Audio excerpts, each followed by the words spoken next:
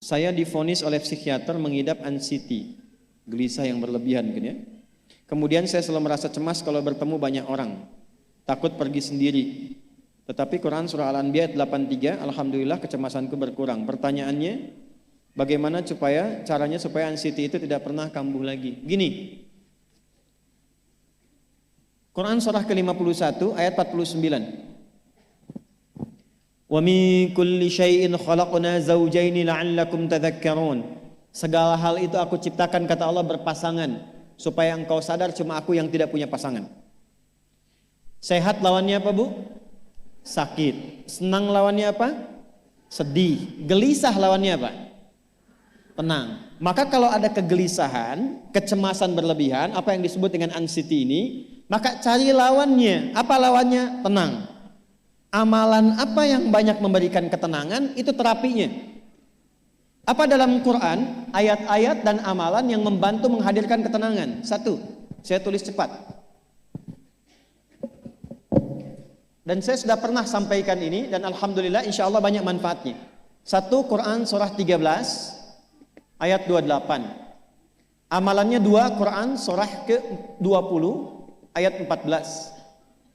Tiga, Quran surah ke-4 ayat 103. 4, Quran surah ke-15 ayat 9.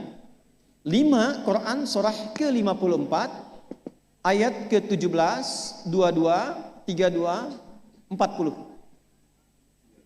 Ini untuk anxiety atau kecemasan berlebihan. 1, Quran surah 13 ayat 28. Perhatikan kalimatnya. Pelan-pelan, Bu. Ibu kalau gelisah, cemas itu adanya di hati atau di fisik? Dari hati baru mengalir ke pikiran, kan?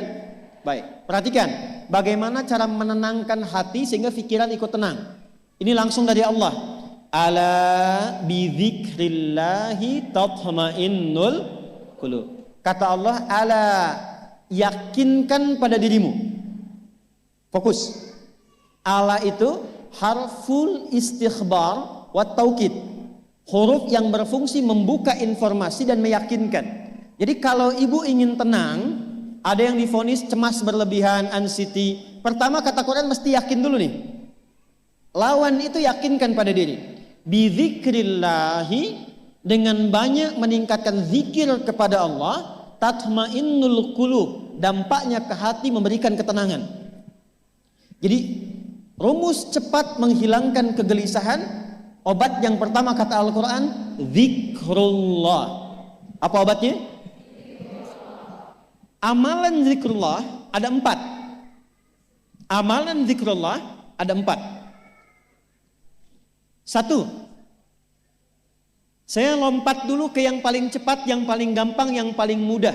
Quran surah ke-4 ayat 103. فَإِذَا قَضَيْتُمُ الصَّلَاةَ فَاذْكُرُوا اللَّهَ. Maka jika engkau telah tuntas mengerjakan salat, berzikirlah kepada Allah. Ibu kalau sudah salat ada zikir? Ya? Subhanallah, alhamdulillah, Allahu akbar, astagfirullah, ada itu? Hafal ya? Itu yang paling gampang. Kalau sedang cemas, keluarkan zikir pertama dalam bentuk kalimat thayyibah. Apa kalimat pertama yang dibaca setelah salat? Bukan. Astagfirullah. Assalamualaikum warahmatullah. Assalamualaikum warahmatullah. Astaghfirullah. Astaghfirullah. Astaghfirullah. Allahumma antas salam wa minkas salam. Tabarakta ya dzal jalali wal ikram. Kalau ingin agak panjang, boleh. Ada yang versi panjangnya. Ya astaghfirullahalazim alladzi la ilaha illa huwal hayyul qayyum wa atubu ilaih. Baca 3 kali. Allahumma antas salam wa minkas salam wa ilaika ya'udus salam. Fahayyina rabbana bis salam wa adkhilna al jannata daras salam. Tabarakta ya dzal jalali. Yang pertama versi singkat, yang kedua digabung dengan doa versi panjang. Kalau sedang gelisah, bacakan cepat, tapi harus yakin, karena kalimat Qurannya mesti yakin. Astagfirullah, astagfirullah, astagfirullah. Jangan cuma di lisan sambil ingat Allah. Enggak, ini enggak main-main ya, ini enggak main-main. Jadi begitu sedang gelisah, cemas berlebihan, merasakan cemas, anak gimana belum datang, astagfirullah. Tapi sampaikan ke jiwa, ingat Allah, astagfirullah. Astagfirullah. Sampai terjadi perubahan dalam hatinya, merasakan ketenangan. Astagfirullah, astagfirullah. Kalau itu belum tuntas, ambil wudhu. Amalkan yang kedua, Quran surah ke-15 ayat yang ke-9.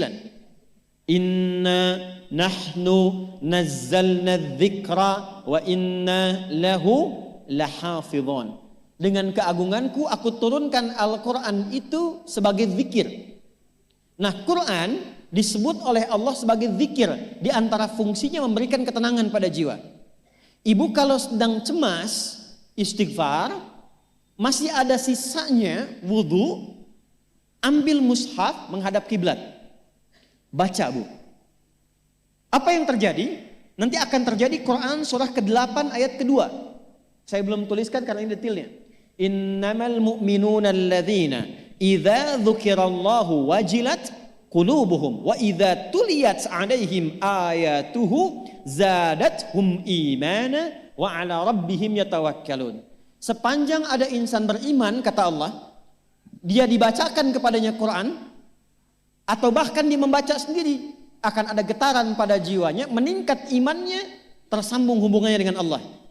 Yang paling dahsyat, ibu ambil wudhu, buka mushaf, baru dibuka mushafnya, kok tiba-tiba ayatnya sesuai dengan apa yang kita rasakan. Kadang terjadi begitu. Lu tiba-tiba ibu baca aja ibu baca. Tapi bacanya bukan cuma di lisan, sambungkan lisan dengan kolbu. Kalau tahu, cari surat-surat yang sesuai dengan kebutuhan. Misal, maaf ya Bu ya, ada yang menganggap misalnya ibu nggak punya kelebihan, ditinggalkan oleh teman, dikecilkan bahkan oleh pasangan sendiri, buka surat Ad-Duha, buka surat Al-Insyirah, 2 aja dulu. Baca dengan tulus, mengalir ke hati. Begitu ibu bacakan Wad-Duha, Wal-Laili idza saja, ma wadda'aka rabbuka wa ma. Perhatikan, rasakan surah itu diturunkan untuk ibu. Karena begitulah cara baca Quran. Kata para ulama, kalau kita ingin merasakan kenikmatan baca Al-Quran, rasakan saat baca surat itu diturunkan untuk kita. Maka cara bacanya akan beda. Wadduha, demi segala kenikmatan yang telah aku berikan kepadamu, seperti engkau nikmat merasakan cahaya duha, aku bersumpah. Wal-laili idza saja, dan demi semua kesulitan yang kau rasakan sekarang seperti gelapnya malam. Ma wadda'aka rabbuka wa ma qala. Hei, tanamkan pada hatimu yang paling dalam, aku tidak akan pernah meninggalkanmu dan engkau tidak seperti apa yang orang-orang lain katakan. Kalau ibu rasakan baca Quran seperti itu, hilang gelisah. Masih ada lagi kegelisahannya. Menghadap ke arah kiblat, tunaikan sholat. Sholatnya apa saja? Sesuai dengan waktunya. Kalau duha, duha. Kalau nggak ada waktu khusus, ambil wudhu, sholat mutlak. Sholat wudhu. Menghadap ke kiblat. Lalu maaf, saya tutup. Saat sujud, tumpahkan semua kegelisahan itu. Dalam sujud. Tumpahkan semua, sampai air matanya mengalir. Gak apa-apa, tumpahkan semua.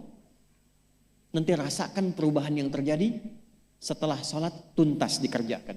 Karena sholat mengumpulkan semua jenis zikir ini.